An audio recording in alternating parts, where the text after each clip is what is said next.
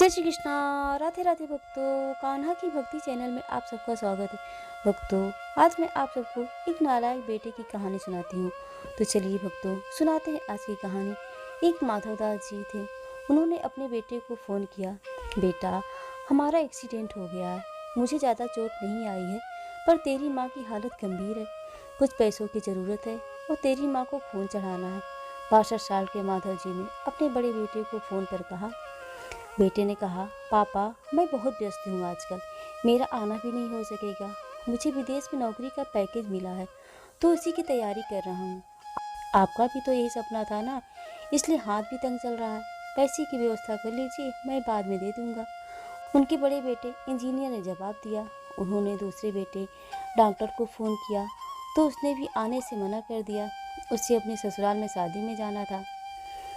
हाँ, इतना ज़रूर था कि पैसों की चिंता मत कीजिए, मैं भिजवा दूंगा।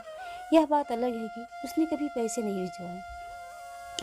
उन्होंने बहुत मायूसी से फ़ोन रख दिया।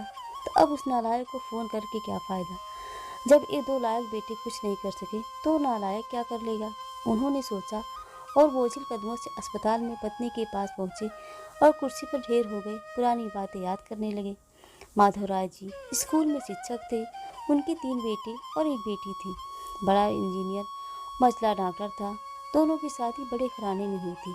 दोनों अपनी पत्नियों के साथ अलग अलग शहरों में रहते थे। बेटी की शादी भी उन्होंने बड़ी धूमधाम से की थी। सबसे छोटा बेटा पढ़ाई में ध्यान नहीं लगा पाया था। 11वीं के बाद उसने पढ़ाई छोड़ दी और घर में रहने लगा। कहता था, मुझे नौकरी नहीं करनी है, अपने माता पिता की सेवा करनी है। पर मास्टर साहब उससे बहुत नाराज रहते थे। उनका नाम नालायक रख दिया था। दोनों बड़े भाई पिता की आज्ञाकारी थे, पर वह गलत बात पर उनसे भी बहस कर बैठता था।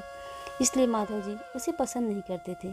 जब माधव जी रिटायर हुए तो जमा पूंजी भी उनके पास नहीं थी। सारी बचत दोनों बच्चों की उस शिक्षा और बेटी की शादी में खर्च हो गई थी।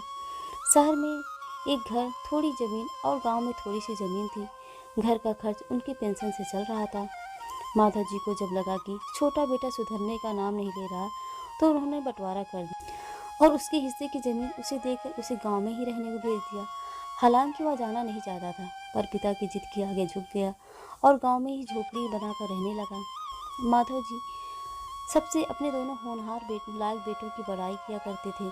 उनका सीना गर्व से चौड़ा हो जाता था, पर उस नालायक का नाम भी नहीं लेते थे। 2 दिन पहले ही दोनों पति पत्नी का एक्सीडेंट हो गया था। वो अपनी पत्नी के साथ सरकारी अस्पताल में भर्ती थे। डॉक्टर ने उनकी पत्नी का ऑपरेशन करने को कहा।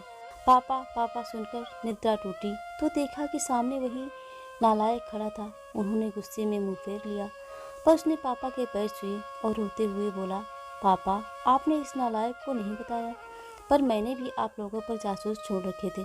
खबर मिलते ही मैं भाग आया हूँ। पापा के विरोध के बावजूद भी उसने उनको एक बड़े अस्पताल में भर्ती कराया, माँ का ऑपरेशन कराया, अपना खून दिया, दिन रात उनकी सेवा में लगा रहता था। एक दिन वह गायब हो गया। वह उसके बारे में फिर से बुरा सोचने लगे कि तीसरे दिन वह वापस आ गया। महीने भर में ही माँ एकदम भली चंगी हो गई। वह अस्पताल में छुट्टी लेकर उन लोगों को घर लेकर आया। माता जी के पूछने पर बता दिया कि खैराती अस्पताल था, पैसे नहीं लगे हैं। घर में नौकरानी थी। वह उन दोनों को छोड़कर वापस गाँव चला गया। धीरे धीरे सब कुछ सामान्य हो गया। एक दिन यूं ही उनके मन में आया कि उस नालायक की खबर ली जाए।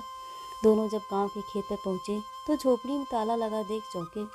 उनके खेत पर काम कर रहे आदमी से पूछा तो उसने कहा कि यह खेत अब मेरे हैं। क्या? पर यह खेत तो उन्हें बहुत आश्चर्य हुआ। हाँ, उसकी माँ की तबीयत बहुत खराब थी, उसके पास पैसे नहीं थे, तो उसने अपने सारे खेत बेच दिए। वह रोजी रोटी की तलाश में दूसरे शहर चला गया है। बस यह झोपड़ी उसके पास रह गई है। यह रही उस झोपड़ी की चाबी। उस आदमी ने कहा। मैं दाखिल हुई तो बरबस ही उस नालायक की याद आ गई। टेबल पर पड़ा लिफाफा खोलकर देखा तो उसमें रखा अस्पताल का 9 लाख का बिल उनको मुँह चिढ़ाने लगा। उन्होंने अपनी पत्नी से कहा, जानकी तुम्हारा बेटा नालायक तो था ही, पर झूठा भी है। अचानक उनकी आंखों से आंसू गिरने लगे और वह जोर से चिल्लाए, तू कहाँ चला गया नालायक? अपने पापा को छोड़कर एक बार वापस आ जा, फिर मैं तुझे कहीं नहीं जाने। उनकी पत्नी के भी आंसू बहे जा रहे थे और माता जी को इंतजार था अपने नालायक बेटे को अपने गले से लगाने का। सचमुच जी वह बहुत ही नालायक था। जय श्री कृष्णा। राधे राधे भक्तों।